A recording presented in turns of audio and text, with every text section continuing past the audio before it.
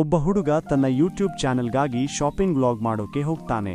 ಅವನು ಕ್ಯಾಮೆರಾ ಹಿಡಿದುಕೊಂಡು, hi guys, ಇಂದು ನಾನು ಶಾಪಿಂಗ್ಗೆ ಬಂದಿದ್ದೀನಿ, ಚಿಕ್ಕದೊಂದು ವಸ್ತು ತೆಗೆದುಕೊಳ್ಳೋದು ಅಂತ ಶುರು ಮಾಡ್ತಾನೆ.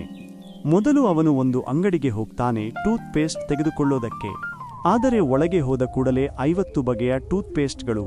ಅವನು ವ್ಲಾಗ್ನಲ್ಲಿ ಹೇಳ್ತಾನೆ, ಗೈಸ್, ಇಲ್ಲಿ ಟೂತ್ ಪೇಸ್ಟ್ಗಿಂತ ನಾನು ಡಾಕ್ಟರ್ ಆಯ್ಕೆ ಮಾಡೋದು ಈಸಿ ಅನಿಸ್ತಾ ಇದೆ.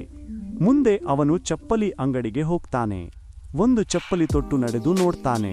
ಕ್ಯಾಮರಾದಲ್ಲಿ ಹೇಳ್ತಾನೆ, ಗೈಸ್, ನಾನು ರನ್ವೇ ಮಾಡೆಲ್ ಆಗೋ ತರಹ ಹುಡುಕ್ತಿದ್ದೇನೆ, ಆದರೆ ಇದು ಚಪ್ಪಲಿಯಲ್ಲ, ವಸ್ತ್ರಾಭರಣ.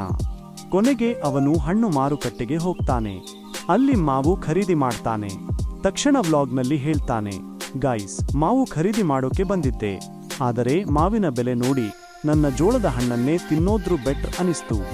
ಹೀಗೆ ಸಂಪೂರ್ಣ ವ್ಲಾಗ್ನಲ್ಲಿ ಹುಡುಗನು ಎಲ್ಲೆಲ್ಲೂ ಗಂಭೀರವಾಗಿ ಶಾಪಿಂಗ್ ಮಾಡೋಕೆ ಹೋಗಿ ಅಸಂಬದ್ಧ ಕಾಮೆಂಟ್ಗಳ ಮೂಲಕ ಜನರನ್ನು ನಗಿಸ್ತಾನೆ. ಕಥೆಯ ಕೊನೆಗೆ ಅವನು ಹೇಳ್ತಾನೆ, ಗಾಯ್ಸ್, ಇಂದು ನಾನು ಕೇವಲ ಒಂದು ಟೂತ್ ಪೇಸ್ಟ್ಗೆ ಹೋಗಿ ಫುಲ್ ಡೇ ವ್ಲಾಗ್ ಮಾಡಿಬಿಟ್ಟೆ. ಮುಂದಿನ ಸಲ ಟವಲ್ ಖರೀದಿಗೆ ಹೋದರೆ ಫುಲ್ ಮೂವಿ ಮಾಡ್ತೀನಿ.